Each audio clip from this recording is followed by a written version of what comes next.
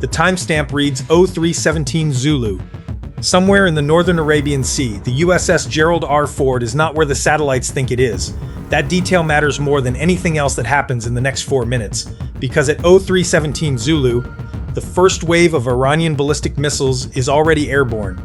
112 of them, launched from hardened silos buried beneath the Zagros Mountains, from mobile tells scattered across 3 provinces, from naval platforms operating in the shallow choke points of the Persian Gulf.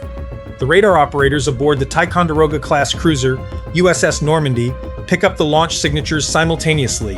The track count climbs in under 90 seconds, then it climbs again, because the first 112 are not the attack. They are the question Iran is asking to see what the answer looks like.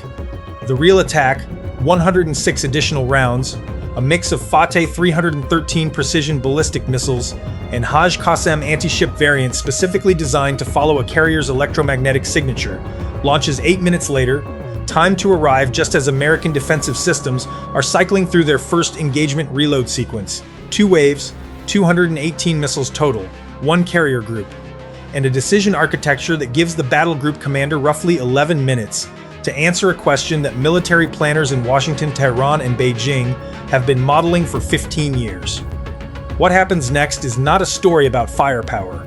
It is a story about geometry, timing, and the one system Iran did not account for. To understand what the Ford carrier group is actually doing at 0317 Zulu, you have to understand what a carrier strike group really is when it operates in contested maritime space. It is not a fleet, it is a layered kill web.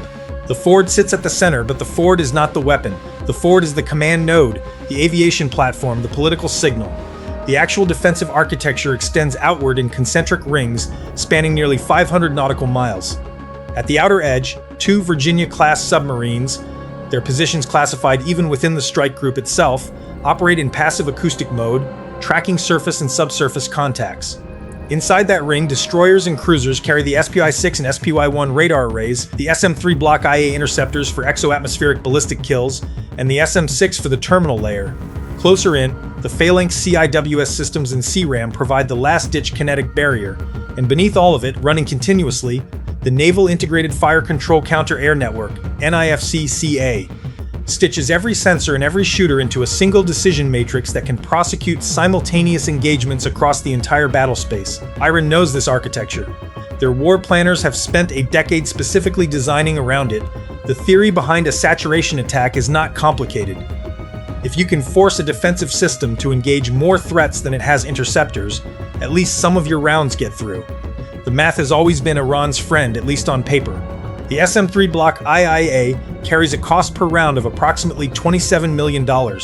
Each Fateh 313 costs Iran somewhere between $300,000 and $600,000. The economics of attrition favor the attacker if the attacker is willing to spend missiles the way Iran is spending them tonight. 218 rounds fired means that even if the Ford's battle group achieves an intercept rate of 90%, which is exceptional, 19 to 22 missiles still reach terminal approach against a carrier. That cannot be allowed to happen.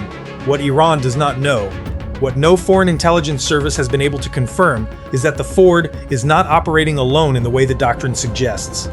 6 weeks before this night, a classified modification to NIFC-CA was pushed to every ship in the strike group. The modification expands the engagement envelope of the SM-6 in its anti-ballistic mode by routing targeting data not just through the ship's own SPY radar, but through the E-2D Advanced Hawkeye aircraft orbiting at altitude northeast of the battle group's published position. The Hawkeye becomes a floating radar node, feeding firing solutions to destroyers operating beyond their own sensor horizon. Effectively, the battle group's intercept reach doubles, not in range, but in simultaneous track capacity. The bottleneck was never the missiles, it was always the targeting bandwidth. Tonight, that bottleneck has been solved. The first wave of Iranian missiles crosses the outer engagement threshold at 0324 Zulu. Kander Shireen Moradi, that is not her real name, but her function is real, is seated at a track coordination console aboard the Normandy. Her job tonight is not to fire weapons. Her job is to manage the engagement sequencing across 9 ships. The NIFC-CA network can theoretically prosecute hundreds of simultaneous engagements, but theory collapses under the friction of real variables. Weather anomalies affecting radar returns, Iranian missiles performing mid-course evasive maneuvers, the question of which tracks are decoys and which are genuine Hajj Qassam anti-ship rounds. Iran seeded the first wave with roughly 30 decoys, radar-reflective drones mimicking the signature of a ballistic re-entry vehicle. Sorting the decoys from the real warheads costs precious seconds and expends SM-3 rounds that the battle group cannot easily replace at sea. This is the trap Iran built into the first wave. Not to kill the carrier, to drain the magazine before the real attack arrives. At 0331 Zulu, the second wave launches. The timing is not accidental. Iran's war planners calculated the reload cycle of the Ford's defensive envelope based on open-source analysis of previous naval exercises, leaked operational parameters, and signals intelligence gathered over 2 years of watching American carrier groups operate in the region. The second wave of 106 missiles is timed to enter the engagement zone during what Iranian doctrine identifies as the reload shadow. The 14 to 18 second window between an SM-3 launch sequence completing and the vertical launch system pressurizing for the next engagement.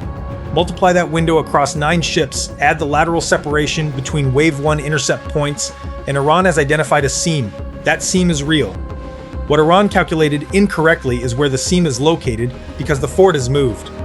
Since the last confirmed satellite pass that Tehran used to anchor its targeting solution, the strike group has conducted a series of high-speed course changes that place the battle group 31 nautical miles from its modeled position. 31 miles does not sound significant. At the terminal velocities of a Hajj Qassam anti-ship missile in final approach, Mach 4+, descending at a steep angle. 31 miles of positional error is the difference between a targeting solution that works and one that chases empty ocean.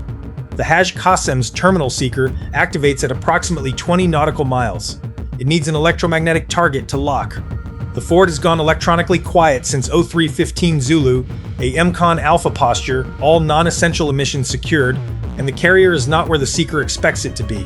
14 of the second wave anti-ship missiles fail to acquire. They fly past their expected target basket and self-destruct over open water. 41 more are engaged and destroyed by SM-6 interceptors, guided by the Hawkeye's overhead radar picture. 22 are killed by SM-3 in exo-atmospheric intercepts as they arc over the terminal approach horizon. The remaining 29 enter the close-in engagement zone, where CRAM and Phalanx, operating on autonomous mode, prosecute 26 of them in a 19-second kinetic burst that consumes 53% of the Ford's close-in ammunition load in under half a minute. 3 missiles survive to final approach. This is the number that matters. This is the number that changes everything about what comes next.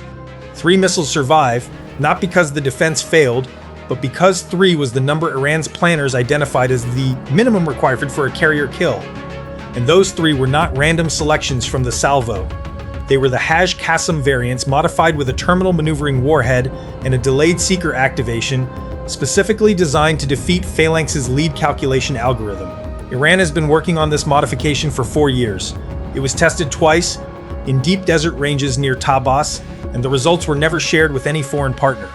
These 3 missiles represent the most classified offensive capability Iran's aerospace force possesses. They are destroyed by a system that is not supposed to exist in the Ford's published defensive architecture.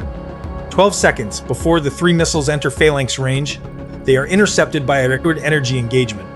A high-energy laser system mounted on a destroyer operating 3 nautical miles northeast of the Ford. The system is not designated in open-source naval documents. Its power output, its range, its integration into NIFCCA, none of it is in any publication, but it works. The 3 missiles detonate prematurely, their warheads triggered by thermal overpressure at 240 meters altitude, well outside the carrier's critical damage threshold. The Ford takes no hits. No American personnel are killed. The attack fails completely. At a 4-2 Zulu, 37 minutes after the first Iranian launch signature was detected, the battle group commander authorizes the retaliatory strike package that has been sitting on deck armed pilots and cockpits since 0319 Zulu. 42 FC-18 Super Hornets and F-35C Lightning IIs lift off in a coordinated wave. Their targets are not Iran's missile launchers, though already dispersed as expected, as planned. Their targets are the 4 command and control nodes Iran uses to coordinate its aerospace forces across the Zagros range. Hardened bunkers, fiber optic relay stations, the radar integration center outside Shiraz that stitches Iran's air picture together. Simultaneously, the 2 Virginia-class submarines execute strike packages from beneath the surface. Tomahawk Block V variants, terrain following, precision-guided, aimed at the logistics infrastructure that keeps Iran's mobile missile force operational between launch cycles. By 0630 Zulu, Iran's ability to coordinate a follow-on saturation attack has been degraded by 60 to 70%, not eliminated. Degraded, that distinction is deliberate. The response is calibrated to impose cost without triggering the next escalation threshold, the one that involves Iranian proxies activating sleeper cells, the one that involves Hezbollah opening a simultaneous front from Lebanon, the one that involves the Houthi network in Yemen attempting to close the Bab el-Mandeb Strait. Every action tonight has been shaped not by what the military could do, but by what the strategic framework requires. There is a ceiling on this exchange, and both sides know where it is, even as neither side says so publicly. This is what deterrence looks like when it is actually functioning, not as the absence of conflict, but as the management of conflict within boundaries that prevent civilizational consequences. But here is what the morning news cycle will not explain. The carrier survived tonight not because the defense worked perfectly, but because the ford was not where it was supposed to be. Positional deception, IMCON discipline, and a classified directed energy capability that Iran's intelligence apparatus did not know existed. Those three factors were the real margin of survival. Remove any one of them and the calculus changes. The Hajj Qasem's terminal seeker acquires.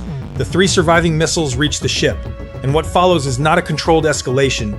It is the scenario that every naval war planner has been building contingency plans around since 2015. The loss of a nuclear-powered supercarrier in combat, the first such loss in American naval history, and the political and strategic shockwave that would cascade from that moment in ways that no doctrine, no war game, and no alliance framework has fully prepared for. That scenario did not happen tonight.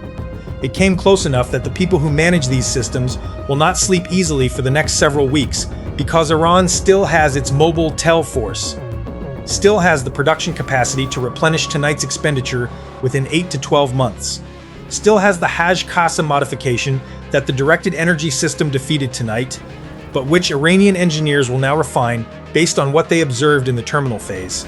Intelligence services will be analyzing the signature of that laser intercept within 72 hours, looking for the power curve, the beam divergence, the thermal profile, trying to reverse engineer a countermeasure that makes the next three missiles survivable, and the ford will move again, to a new position, with a new positional deception plan, with a directed energy system whose power output will be upgraded before the next deployment cycle, with F-35Cs carrying electronic warfare pods whose latest software revision was loaded 2 days before this operation began.